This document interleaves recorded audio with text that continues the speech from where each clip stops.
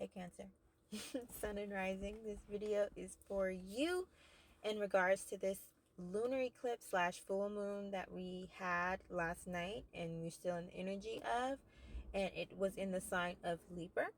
And so with any full moons, it's all about releasing, letting things go, completing cycles, having major, realizations in order to recognize certain aspects within certain areas within our lives.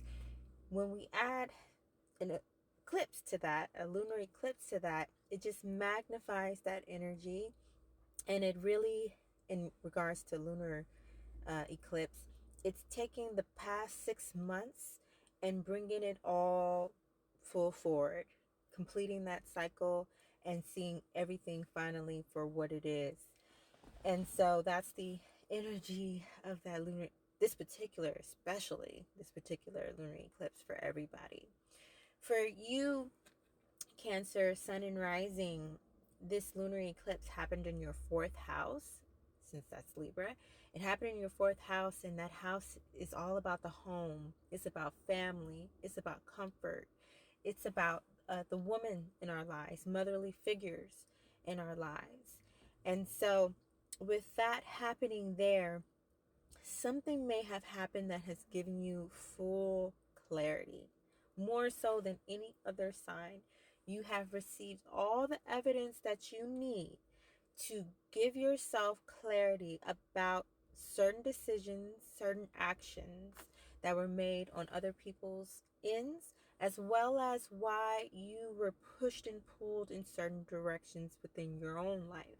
It also has, you know how it's like, I'm thinking of that movie Independence Day with Will Smith and a whole bunch of other great actors, and they had the dad who was deemed crazy because he was always talking about aliens and all this type of stuff, and they deemed him crazy, and then ish hit the fan, and then they all realized no, he was actually correct, he was right, and he finally had the evidence he needed to prove that he wasn't crazy and that he was correct.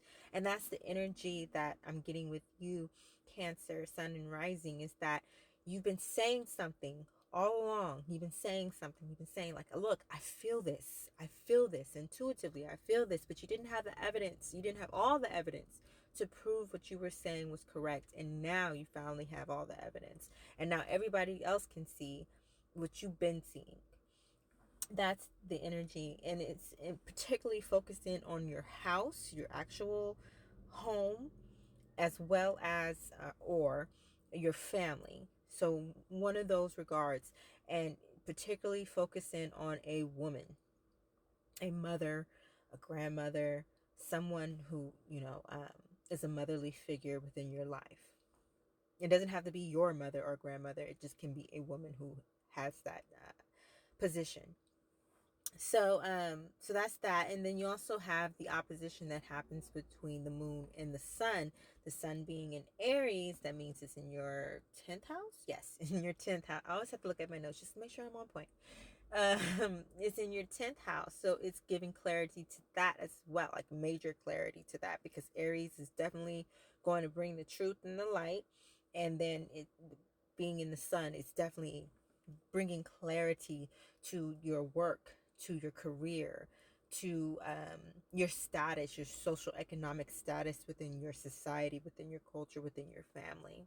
So it is bringing that to light and giving you an idea of the significance of certain things that were on your career path that you've experienced and that you've went through. So with all that being said, your oracle card is the Stone Circle 39. I hate how you can't really see it that well. It's actually a cute card. Stone Circle 39. In ceremony, you conjure a devotion so deeply it reflects thy worship into yourself. It reflects thy worship into yourself. Ceremony isn't just about magic and manifestation. It is absolutely a moment to channel your power and send your intentions out into the spiritual world. But it's also a moment to yourself, a devotion to the things that are most important to you, to who you're working to become, or to the life you've dreamt of for so long. While there is a certain power in elaborate spiritual workings, know that magic is also available to you in the small moments of the day. You have found yourself with stone circle today because you have been living too fast. Got to slow it down.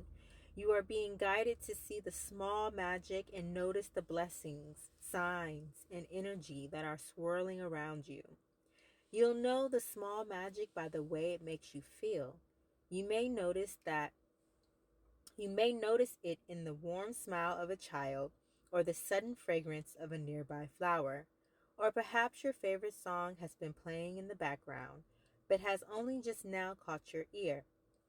Any moment that grabs hold of you can be a ceremony of mindfulness and rest. Additionally, seek ways to invite more ritual into your daily life, as doing so is an invitation to awaken to the subtle energies all around you and an opportunity to connect with your own spiritual power.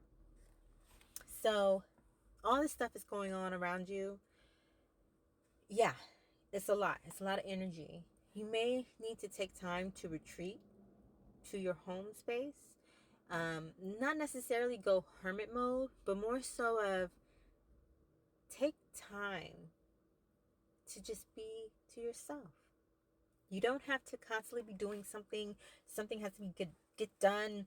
All this stuff. Yes, the mundane world will continue to exist.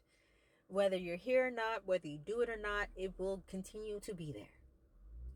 Take time to yourself, to really be with yourself, to be in meditation, to be in just the glory of God, in the beauty of His creation. Sometimes we get so caught up in the secular world, in the mundane world, and all that stuff that we lose sight of just the beauty of life.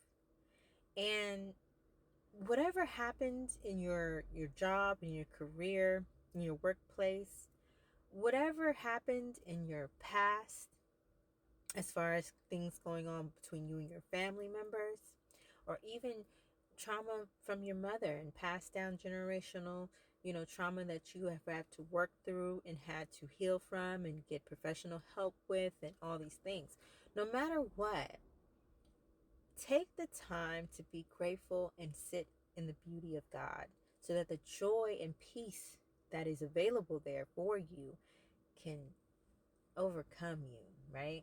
Can flow and wash over you and just take away all that worry, that stress, that anxiety, those bad negative feelings. You have to remember that you are very, very powerful, Cancer. I don't think people focus more so on Pisces and Scorpio, and trust me, they are powerful. They are powerful. But people don't really concentrate on the power of the mother, the power of that energy, that feminine energy, because you don't have to be a mother to hold that energy. It's a nurturing sense that it is so powerful, and we don't sit with it enough because we don't see the beauty of it, right?